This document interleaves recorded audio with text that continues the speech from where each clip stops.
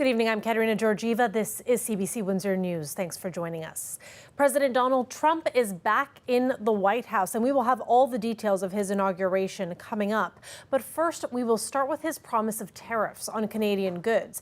Trump had said that he would put them into effect on day one in office, but so far he has not, though the threat still looms. As a result, the union representing border officers backed by politicians, they held a news conference calling for more support. CBC's Pratyush Dayal has the details. U.S. President Donald Trump says Canada needs to do a better job with border security or face 25% tariffs on Canadian imports. While there are reports that these tariffs will not be implemented right away, those working at the border spoke out yesterday. We need more investment in our people. Customs Immigration and Union Local 18 President Elisa Howie says while CBSA staffing levels have grown in the Windsor area to over 700 members, they're still working lots of overtime. Staffing levels to effectively run the ports of entry is still a big issue. We are still trying to figure out how 3 ports of entry in Windsor will run without overtime with the same number of staff or less due to the need for superintendents. My entire career, we've been struggling to do more with less. Alex Hoffman has worked at the border since 2006 but says problems with the workload haven't changed. This is not sustainable in the long term, and people are getting burnt out. When the new bridge opens in 8 to 9 months, our prediction is that we'll be understaffed at 3 ports in Windsor. The idea being put forward at this event is to add more officers and train them right here in Windsor. We're also calling on the government to move immediately to put in place another training facility here in Windsor. Currently in Rigaud, we simply do not have the capacity to train the border personnel and the border officers that we need across this country. Ottawa has $1.3 billion planned to address border security, launched in the wake of Trump's threats. It includes 60 already deployed drones along the border and additional surveillance and new technology. No drone is going to get to those that are actually doing the crime that's taking place and getting the benefit from that theft. It is women and men in the proper materials and equipment that are functioning that is actually going to intercept that. Massey says CBSA is short 2,000 to 3,000 people at the time when expansion of services is being demanded. Other NDP MPs want more too. When you deal with a bully like Donald Trump, you need to show strength and you need to be strong in the face of this economic bullying and this economic threat. So for me, I think retaliatory tariffs are something that's very, very key. CBC has reached out to the federal government for a comment on the calls from the NDP. Pratyush Dayal, CBC News, Windsor. President Trump's inauguration took place at noon inside the U.S. Capitol Rotunda. And as Katie Nicholson tells us, he wasted little time to start working on his priorities. Call it a do-over, as President-elect Donald Trump waited at the White House steps for wife Melania to join him. Back in 2017, he was heavily criticized for leaving her behind when he shook hands with the Obamas. This inauguration, also a do-over of sorts, a return to tradition. Church and tea at the White House with the outgoing administration, something Trump didn't do when he left office 4 years ago. A brutal cold snap forced organizers to move the ceremony indoors for the first time since 1985, when an icy blast forced Ronald Reagan to recite his oath inside. I, Donald John Trump, do solemnly swear. The frigid temperatures outside did nothing to chill the blazing pace of executive orders from the new administration. I will very simply put America first. Last time round, Trump only signed one executive order on his first day. This time, dozens expected, declaring an emergency at the U.S.-Mexico border, renaming the Gulf of Mexico to the Gulf of America, declaring the U.S. will only recognize 2 biological sexes, and then there were these words on the Panama Canal. And we're taking it back. A pledge that went over well in the Capitol, less so in Panama, where protesters set Old Glory ablaze. Inaugurations are known for their awkward moments. There was a technical glitch. If you know the words, help me out here. Country star Carrie Underwood saved the day America. with an a cappella version of America the Beautiful. President Joe Biden was also busy on this, his last day in office. issuing last-minute pardons to Dr. Anthony Fauci, members of the January 6th committee, and 5 family members, citing fears of baseless and politically motivated investigations. As the Bidens flew away, the newly sworn-in president held court as thousands braved the cold to celebrate Trump and the new America they hope he ushers in. Katie Nicholson, CBC News, Toronto. Canadians are taking this all in, of course, especially in our region here right along the border. And the shores of the Detroit River in Amherstburg saw some of the battles that helped create today's borders with the United States. And President Trump has recently mused about redefining those borders. CBC's Katie Fraser visited the former battleground to find out how people are feeling about his inauguration.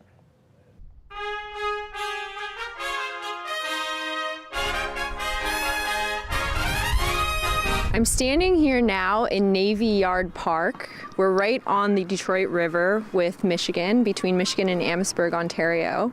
And something really interesting in this park is that there's still these large cannons on display outdoors, pointed at Michigan from this side of the border. Another reminder of the battles that took place here in 1812 and helped establish our border with the U.S. The president at the time basically stated that going into Upper Canada would just be a matter of mere marching. In other words, they would just walk into Canada, show their colors, show their troops, and everybody would fall into line. But actually the opposite happened. The Canadians and the British and the First Nations joined forces and basically drew a line in the sand. Standing on this side of the river, you can easily see Michigan. With Donald Trump calling Canada the 51st state. You get rid of that artificially drawn line, and you take a look at what that looks like. And it would also be much better for national security. Don't forget, we basically protect Canada. I'm wondering how people here are feeling, being so close to the U.S. border. I feel a little nervous about it, for sure, yeah. You do? Yeah, I don't trust Trump. What do you think about him calling Canada the 51st state? Oh, I won't even say what I think about that. I mean, that just makes me so angry. And he's a bully and worse. What does this inauguration day mean to you? Well, it's scary because of my job. Really? Working in the tool and die and steel industry, you know, with tariffs and stuff like that coming up potentially. Yeah, it's a little scary. Donald Trump's been calling Canada the 51st state. What do you think about that? Well, I think, California might just be the next province. I don't know about us being a state, though. These days, it's impossible to take over a country anymore. There's so much support out there. But we got to figure out Canada. That's the big thing. We still have some cannons facing their way. They're all plugged up. Only thing to shoot out of there are squirrels, because they all live in there. The park here along the water in Amherstburg, Ontario is a really popular spot for people out walking, with their dogs especially. This whole park is surrounded by little cafes and restaurants, businesses, a very different look from what took place here more than 200 years ago. Katie Fraser, CBC News, Amherstburg.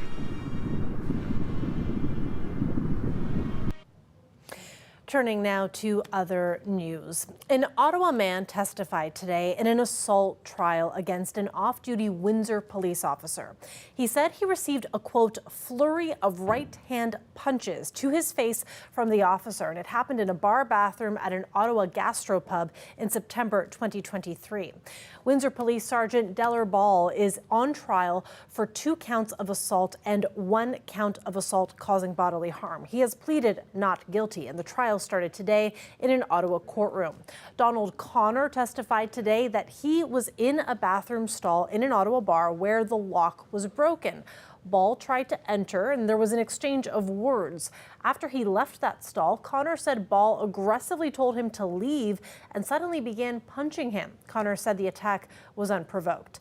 Here now is a photo of Connor's face the night of the altercation. The 45-year-old man said he sustained 2 fractures, 1 to the sinus area. Ball's defense lawyer began cross-examining Connor today, and that will continue tomorrow. It's unclear if Ball will testify in his own defense and what witnesses, if any, his lawyer intends to call to the stand.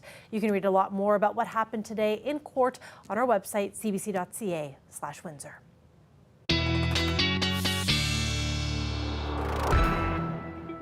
It is time for a quick weather update now, with temperatures plunging in the last 24 hours. Riley Lachuk has more for us. Well, certainly a chill in the air, Katarina, with this extreme cold warning in place virtually for the entire region. London, right down to Windsor, Essex, looking at some cold wind chill values overnight tonight, with some snow squall potential, particularly through cottage country. This morning, starting at -15 in Windsor, only getting up to around -11 through the afternoon hours, really -10 to -12. The best we did today, a good 5-6 degrees below seasonal for this time of the year. Up to -14 tomorrow, another cold one. We'll talk about when this lifts when I come back. And today is the third Monday of January, otherwise known as Blue Monday. It's considered by many to be the most depressing day of the year, and that's because of that cold weather, the lack of sun, and the leftover bills from the holidays. Our video producer, Mike Evans, went to the University of Windsor campus to find out what people are doing to stay positive. What I usually do is I go out maybe to a restaurant or a cafe, have a cup of coffee. You know, it just makes me feel better. Stay positive is, bundle up, get out of the cold weather, go outside, maybe do something with the family, have some fun. Don't stay inside. That's where all the depressing stuff happens. Julio, I had to stop you because you got a great big smile on your face. Apparently you didn't get the memo about Blue Monday. How do you stay positive on a day like today? Just smile, look at the nice sun, the nice breeze, and just think about happy things. Don't always be like, oh, I gotta worry about this, gotta worry about that. It'll come when it comes. I would say treat yourself to a sweet treat, have a good meal, something that you like, something that you enjoy, yeah. Yes, and how about you? I'd say surround yourself with positive people, like find community, don't isolate yourself. Find people who bring sunshine without having sunshine. I basically tore my Achilles during one of my games 2 months ago, so yeah, that's what happened. I basically look at the future because I know in the future I'm going to get this boot off and I'm going to be 100% back, so. And someone there mentioned treating yourself to a nice meal. Well, plenty of people love Windsor-style pizza, but one fan is celebrating our region's devotion to za with a special quest. Dawson Chen has more. Is it possible to review every pizzeria in Windsor, Essex? That's the quest of LaSalle's Mike Zakur. His Shredded Pep Instagram account is devoted to posting reviews of local pies. It really started, as a passion project of mine. I wanted to review every pizza place in Windsor, Essex, and it kind of blossomed from there. It originally was a small spreadsheet. Since then, friends and family have encouraged me to make it a little bit more public so others could look at it, and this project could easily take me 5 to 10 years, even more, honestly. So yes, this is a daunting task. But Zakur isn't just throwing out his opinions randomly. There's a method. Every pizza ordered must be a 12-slice meat lover's pizza. Star ratings are given in the categories of crust, sauce, cheese, and toppings. Those factor into a final score out of 10. Okay, so ideal crust for me would be a nice, light, airy crust. A perfect sauce is actually less is more, You want a sauce that has a good consistency. Cheese, you gotta go Galati cheese in Windsor. The cheese just melts perfectly, and you can usually tell if you've had enough pizzas in the area. I also look for the amount of toppings, the freshness of the toppings, how they go together. I really have to focus on the most minute details just to distinguish the score. Armando's LaSalle was Zakur's inaugural review, resulting in a final score of 8 out of 10. Owner Shant Alicia says he'd like a do-over because of improvements they've made to their pizza process. We take care of the dough in the sense that it's always consistent. It's always done by calculations with the air temperature. Also, we just consistently put the same amount of cheese on the pizzas, and so we've honestly just made everything consistent, higher quality. Zakur says he tries to be objective, but the reviews are his personal tastes. He says the Shredded Pep account is a show of his respect and appreciation for the Windsor-Essex region's passionate pizza culture. And in 2025, he intends to increase the frequency of his reviews, but not by too much. I gotta pace myself with these reviews. I can't keep eating pizza 3 times a week or else I'll start gaining some weight. Dawson Chen, CBC News, Windsor. Well, I'm going to have to order a pizza for dinner now. Stay with us. We'll be right back after the break.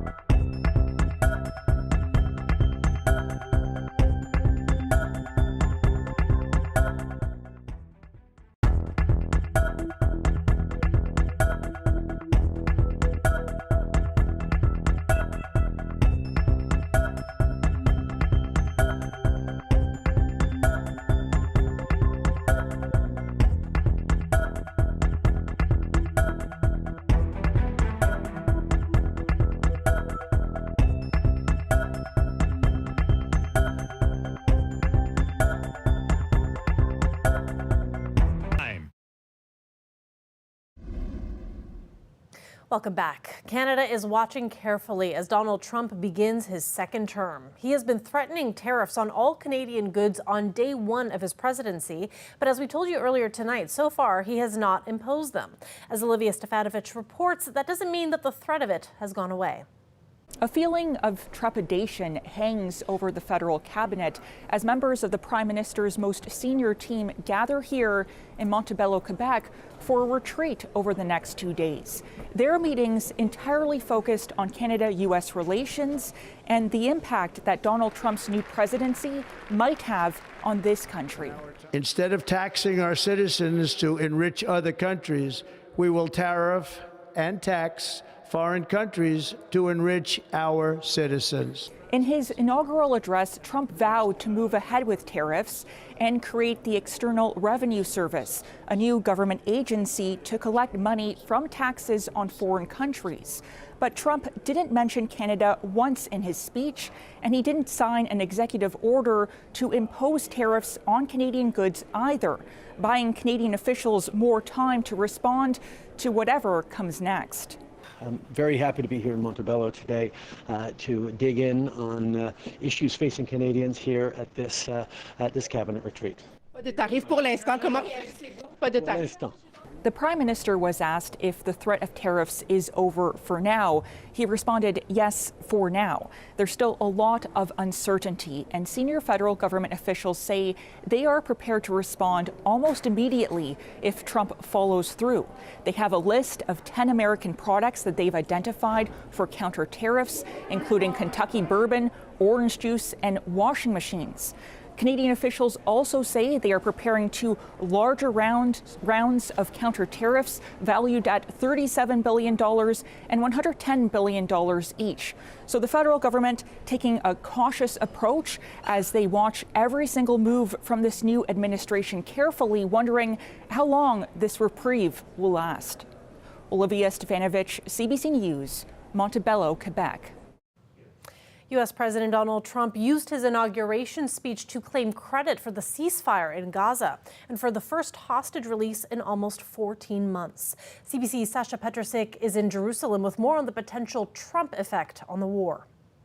There is a feeling here that maybe this war is actually over, and many give credit to Donald Trump for that, for the pressure he placed on the Israeli government to accept a deal which has been on the table for months. However, Israel's only agreed and negotiated the first phase of this agreement, 6 weeks in which 33 hostages will be returned. There are still more than 60 who will remain, and that would be part of a second phase of this deal, something that Israel has not agreed to, not yet. And the families of the hostages say that Donald Trump needs to add more pressure. So I hope that after the inauguration today, he doesn't just get his, victory of having 3 hostages come home and whatever. He needs to see this to the end as well. The negotiations on that second phase will start in a couple of weeks, and Israel has already indicated that it may not be so keen to actually go through with that.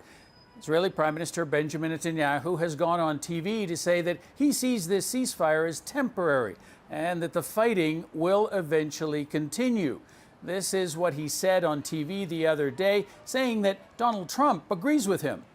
Since he was elected, Trump was completely committed to the release of the hostages. We spoke on Wednesday. He congratulated me on the agreement, and he emphasized, and rightly so, that the first stage is a temporary ceasefire. This is what he said, a temporary ceasefire.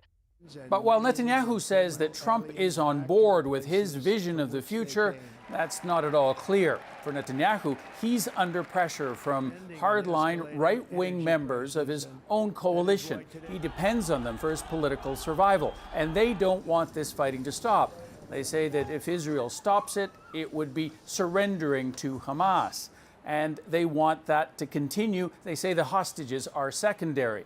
Sasha Petrusik, CBC News, Jerusalem.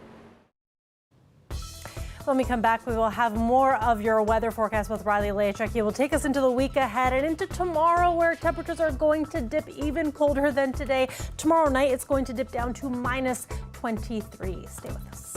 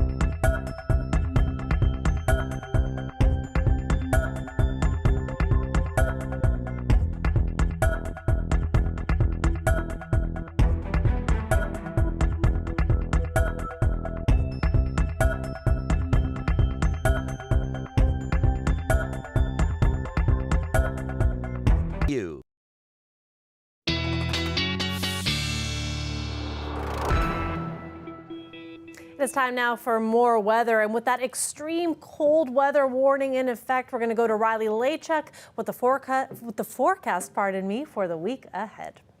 Well, here's a quick look at where we should be for this time of the year. So -2, our normal daytime high in Windsor for January the 20th. Yeah, I know. -24 is our record low for this time of the year. So it could be worse is what I'm saying. But yes, we are in for another chilly night ahead. We will start to get back towards seasonal as we get later into the week. But we mix in the potential, at least, for maybe a few flurries as we get through the overnight hours. This particular model, at least, wants to push some of this lake effect off of Lake Michigan right into the Windsor region. There's a slim chance we could see some of that. Why I'm saying that is because we have mainly a southwesterly flow. So that's going to keep most of that north over the lakes, but certainly the chances there that we could see a few lake effect flurries as we get overnight into the morning on Tuesday. Otherwise, this model not doing a great job picking up some of the cloud cover. I think we're looking at some cloud cover mixed in with this as we get through the day on Tuesday, again with that lingering chance of a flurry.